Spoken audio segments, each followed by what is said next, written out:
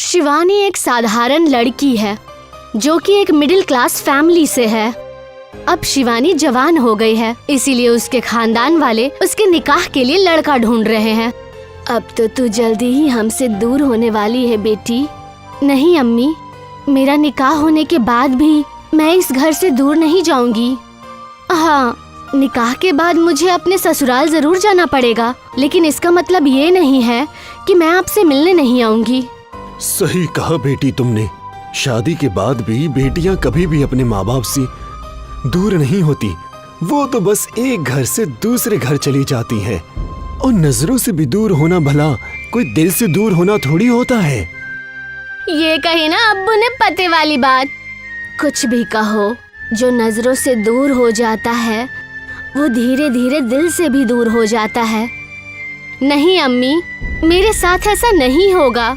आप जो कह रहे हो वो होता होगा लोगों के साथ, पर देखना, भले ही मैं आपको कई कई महीनों तक नजर ना आऊं, लेकिन आप जब भी मुझे दिल से पुकारोगे मैं हमेशा आपके पास रहूंगी। बातें बनाने में तो तुम और तुम्हारे अब्बू दोनों माहिर है।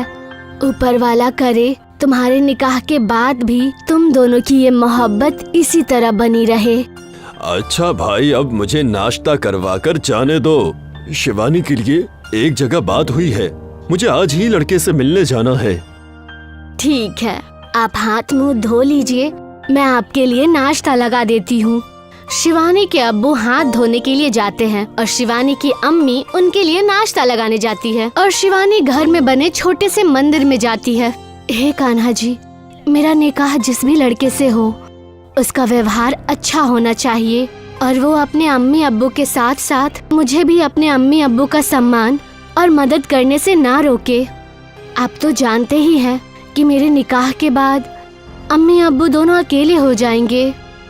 यहाँ शिवानी कान्हा जी से प्रार्थना कर रही थी, वहीं दूसरी ओर उसके अब्बू नाश्ता करके लड़के से मुलाकात करने के लिए निकल जाते हैं। लड़के के घर पहुँचने के बाद शिवानी के अब्बू को पता चलता है कि जो हालत उनकी है वही हालत लड़के के घर की भी है। जी नमस्ते, मेरा नाम अतुल है। नमस्ते बेटा, कैसे हो तुम? जी मैं ठीक हूँ। देखो बेटा, मैं बात आगे बढ़ाने से पहले तुमसे एक बात साफ साफ कह देता हूँ। हम लोग गरीब लोग हैं। अगर तुम्हें हमारी बेटी के साथ शादी में दहेज भी चाहिए तो पहले बता दो। ये आप कैसी बातें कर रहे हैं? मैं भी आपकी तरह एक छोटे परिवार से हूँ। घर पे मेरी अम्मी है और मैं नौकरी के सिलसिले में ज्यादातर शहर में ही रहता हूँ। इसीलिए मैं एक ऐसी लड़की ढूंढ रहा हूँ जो शादी के बाद मेरी माँ का ख्याल रखे। बेटा, मैंने अपनी बेटी को आज तक कोई बड़ा तोहफा तो नहीं दिया, पर उसकी तरबियत अच्छी जरूर की है। जी मैं भी इसी में भरोसा करता हूँ। तोहफे तो कभी भी दिए जा सकते हैं, पर तरबियत करने की भी एक उम्र होती है, और वो उम्र होती है बचपन में। जी सही कहा आपने। हम दोनों के विचार तो बहुत मिलते जुलते हैं बेटा। बस तुम लोग एक बार एक दूसरे को पसंद कर लो तो मैं ये रिश्ता पक्का समझूं। जैसा आप कहे, मैं तो कभी भी आपकी बेटी को देखने के लिए आ सकता हूँ। कभी भी क्यों? अभी क्यों नहीं? जी अगर अभी हो सकता है तो चलिए, मैं अभी आपके साथ चल सकता हूँ। शिवानी के पापा अतुल को लेकर अपने घर आ जाते हैं। अरे बेटा शिवानी, कहाँ हो तुम? देखो घर में कौन आया है। अपने अब्बू की आवाज सुनकर शिवानी उनके पास आती है। शिवानी देखने में बेहद सुंदर है, इसीलिए जब अतुल उसे देखता है तो वो देखता ही रह जाता है। अरे भाई, एक दूसरे को इसी तरह देखते रहोगे या कुछ कहोगे भी? अपने अब्बू की बातों से शिवानी शर्मा जाती है। मैं पानी लेकर आती हूँ अब्बू। शिवानी और अतुल दोनों एक दूसरे को पसंद कर लेते हैं और उनका रिश्ता पक्का हो जाता है। जल्दी ही निकाह का मुहूर्त निकल जाता है और कुछ ही वक्त में दोनों का निकाह हो जाता है। निकाह होने के बाद अतुल अपनी नौकरी के लिए शहर चला जाता है और शिवानी अपने ससुराल में अपनी सास की खातिरदारी में जुट जाती है। कभी कभी तो मुझे यकीन ही नहीं होता कि मेरा बेटा ऐसी बहू लेकर आया है। आप ऐसा क्यों कह रही हैं अम्मी?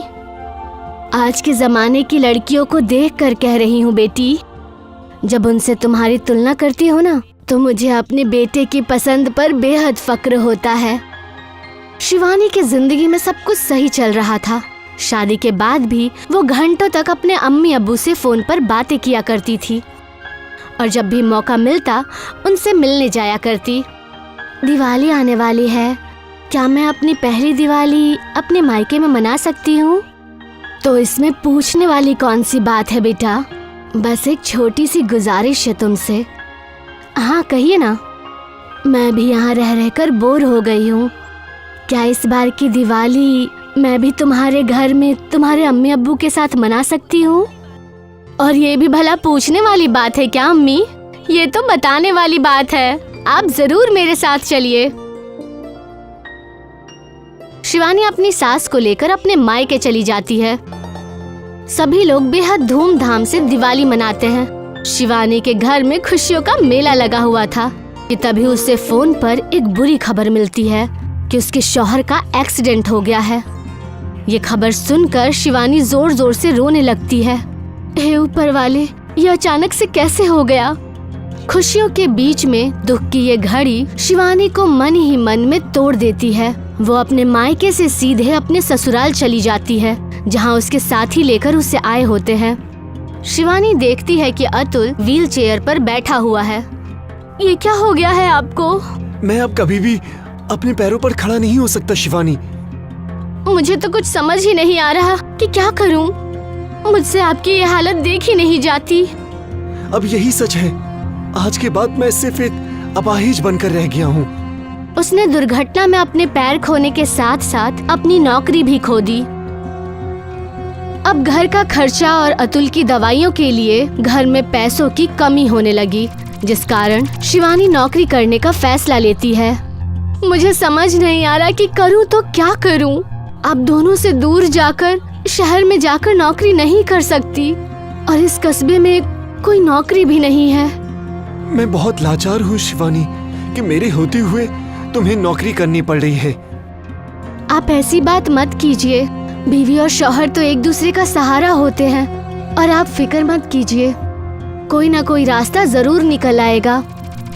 शिवानी को एक बात सूझती है कि उनके कस्बे से कुछ ही दूर पर एक छोटा सा कारखाना है। वहाँ पे बेहद सारे लोग मजदूरी किया करते हैं। वो अक्सर उन लोगों के लिए दोपहर का खाना बना लिया करेगी। उस कारखाने के पास शिवानी अपना एक छोटा सा होटल खोल देती है। मेरी मदद करना कान्हा जी, मैंने आज तक कभी खाना नहीं बनाया, पर मैं खिचड़ी बना लेती हूँ। शायद यहाँ के मजदूरों को मेरी बनाई हुई खिचड़ी पसंद आ जाए। शिवानी एक पतीले में खिचड़ी बनाती है और दोपहर के समय कारखाने के पास जाकर लोगों को आवाज देती है, आ जाओ भाइयों, गर्मा गर्म खिचड़ी बनी है, आ जाइए, बेहद कम पैसे में ताजी और लजीज खिचड़ी खाने को मिलेगी। शिवानी की आवाज सुनकर बेहद सारे मजदूर उसके पास खिचड़ी खाने आते हैं। क्योंकि खिचड़ी अभी अभी बनी थी, इसलिए लोगों को वो खिचड़ी अच्छी लगती है। वैसे इस खिचड़ी में कोई खास बात तो नहीं है, ये गर्मा गर्म है, इसीलिए इसको खाने में मजा आ रहा है। आज पहले ही दिन शिवानी के खिचड़ी की अच्छी खासी बिक्री हो गई, जिससे शिवानी बेहद खुश हो जाती है और आज के कमाए हुए पैसों से अपने शौहर के लिए दवाइयाँ लेकर घर जाती है। ये लीजिए, दवाई खा लीजिए, आपको आराम मिलेगा।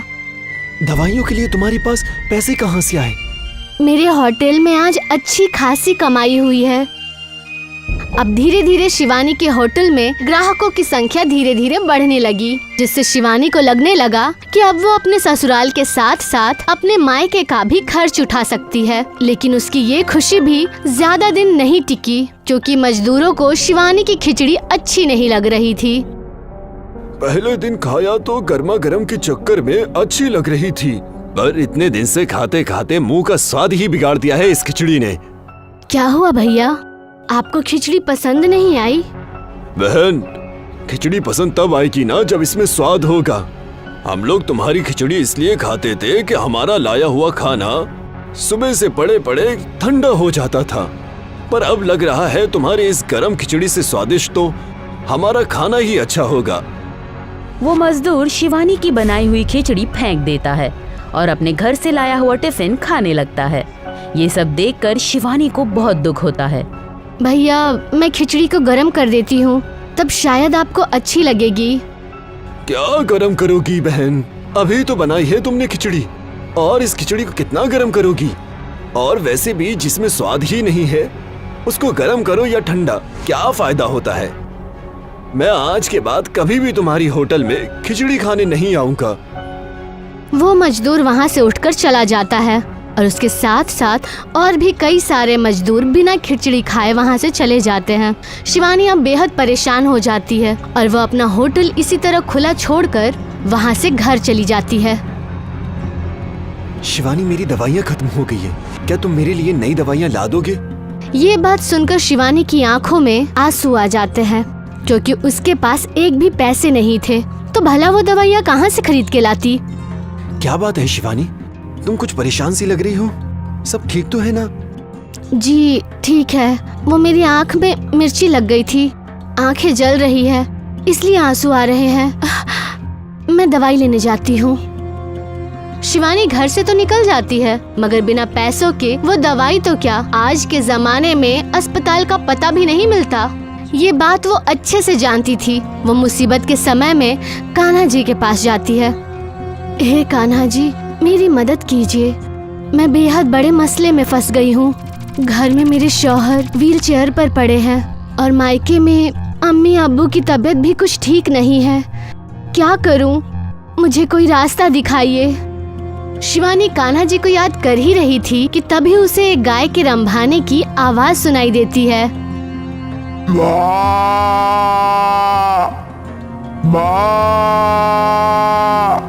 वो गाय की आवाज सुनकर गाय की ओर चली जाती है।